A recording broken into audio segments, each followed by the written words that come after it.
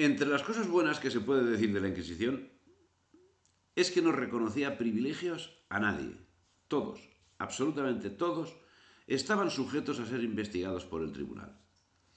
Como hemos visto en el capítulo relativo a los estatutos de limpieza de sangre, los más privilegiados eran sin lugar a dudas las clases más desfavorecidas. Veamos un detalle de algunos de los personajes que fueron investigados y empezaremos por el más llamativo. Carlos I, rey de España y emperador de Alemania. Indiscutiblemente el mayor protector que jamás tuvo la Inquisición. Juana de Albert, reina de Navarra. Carlos de Austria, príncipe de Asturias. Bartolomé de Carranza, arzobispo de Toledo. Antonio Pérez, primer ministro, secretario de Estado de Felipe II. Enrique IV de Francia. Margarita de Borbón. Juan de Navarro, hijo de don Carlos, príncipe de Viana. Juan Picó, príncipe de Mirándula. Don Juan de Austria, hijo de Felipe IV. Alejandro Farnesio. Felipe de Aragón. César Borja, hijo del Papa Alejandro VI. Juan Albert, duque de Valentinois, por par de Francia. Pedro Luis de Borja, último gran maestre de la Orden Militar de Montesa. Bueno, la lista es muchísimo más larga, en la que hay otros príncipes, santos y venerables varones, obispos y teólogos procesados por sospechosos de luteranismo y otros errores.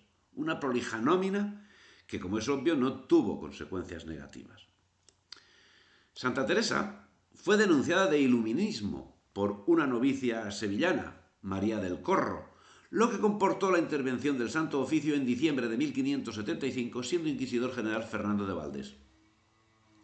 La sentencia inquisitorial era una aprobación de su vida y de sus enseñanzas sobre la oración mental, alma de sus monasterios y de su reforma carmelitana.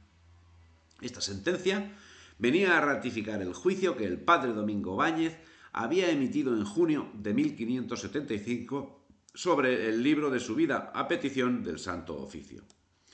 Santa Teresa decía: a mí me cayó esto en gracia y me hizo reír, porque en esto jamás yo temí, que sabía bien de mí que en cosa de fe, contra la menor ceremonia de la Iglesia que alguien viese, yo iba por ella.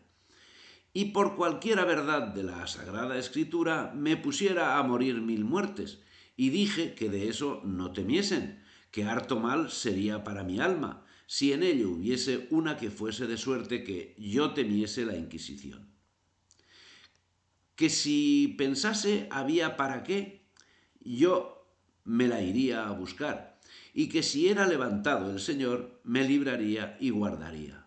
Yo con gran ansia, y tratélo con este padre mío dominico, que, como digo, era tan letrado que podía bien asegurarme en lo que él me dijese.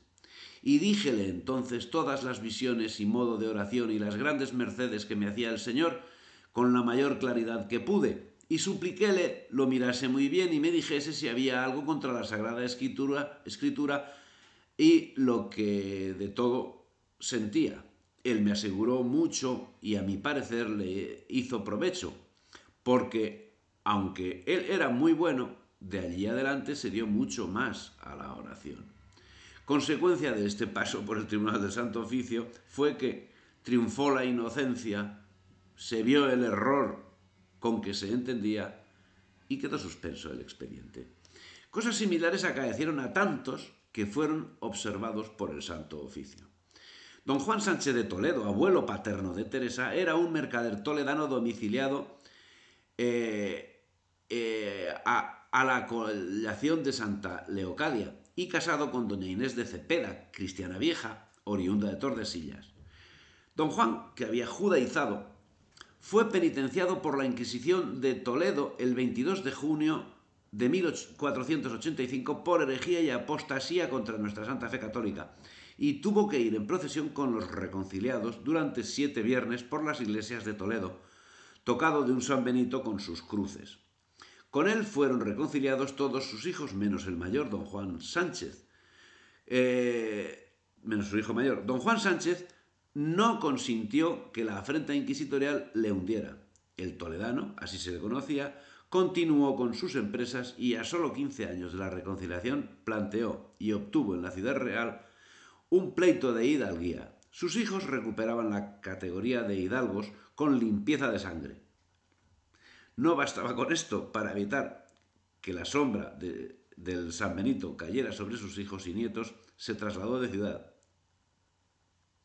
y se fue a vivir a Ávila. Eso, el abuelo paterno de Santa Teresa de Jesús.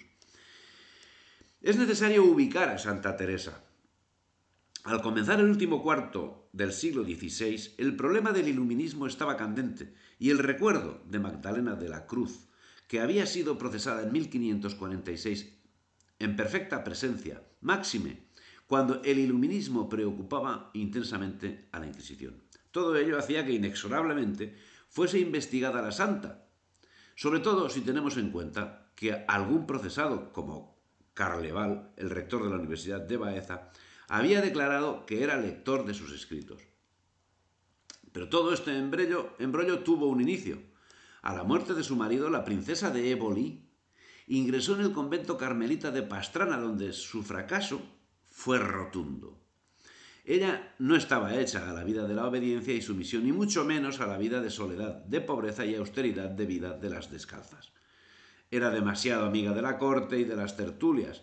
Su fracaso ante las descalzas la había herido en lo más íntimo de su egoísmo. Su marido había desempeñado altos cargos en la corte de Felipe II.